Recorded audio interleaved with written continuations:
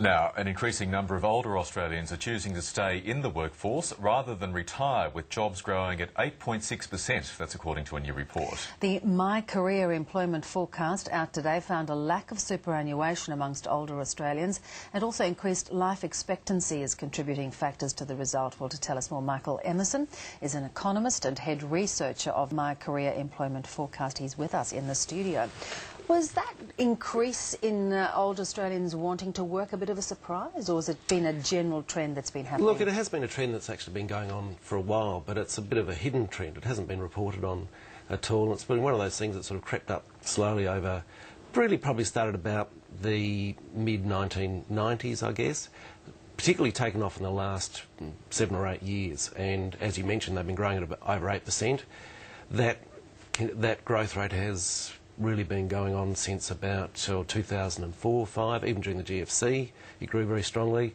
Now there's now nearly 500,000 of these older workers in a range of industries and full-time work, or? Yeah, both full-time and part-time. It's not particularly associated with either.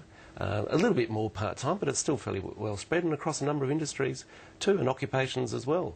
So it's great news, but it strikes me as surprising because it does go again against what has been, rightly or wrongly, conventional wisdom for the last decade or so, that older workers have been thrown on the scrap heap. No employers are interested in them. This is very much the contrary. Yes, well, that conventional wisdom's actually been going on a lot longer than the last decade, I'd have to say.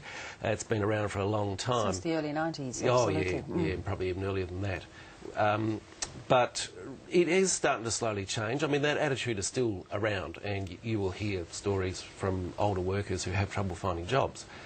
But it is slowly turning around. And there's a number of reasons. You mentioned the issue about superannuation, but there's also the fact that we've got very low unemployment in Australia, that employers are looking to take people on, and they're looking, you know, for skilled people to fill roles. So it's not necessarily that there's been a turnaround in valuing older workers, it's more that it's a necessity? Well, partly a necessity, but there's definitely a turnaround in valuing some of the older workers as well. And, you know, we expect that to continue on as the job market remains fairly tight and growing pretty strongly.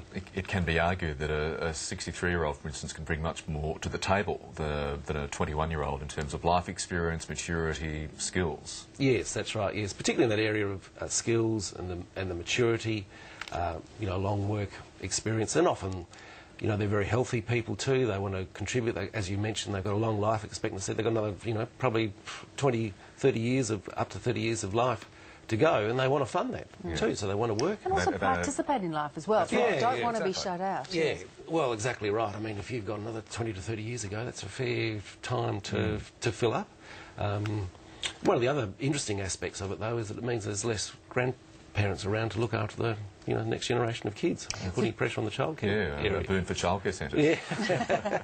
Now let's have a look at some of the other, because the Gen Xs are coming out of what had been a little bit of a sort of nullifying effect because of the GFC. They weren't able to move as readily as they would up the career path. Oh yes, that was quite a shock for that generation. The Gen Xs. Yeah, well they never really experienced a downturn, and to have a downturn and the shutters come down and they weren't allowed to move around or couldn't move around as much was quite a shock. But that's starting to come back as well as the job market picks up, and Generation Y too, the job market's picked up for them substantially, which is unusual after a fairly significant downturn or softening for such a quick pickup in the job market for them. So more jobs for graduates, for example, more part-time positions as well.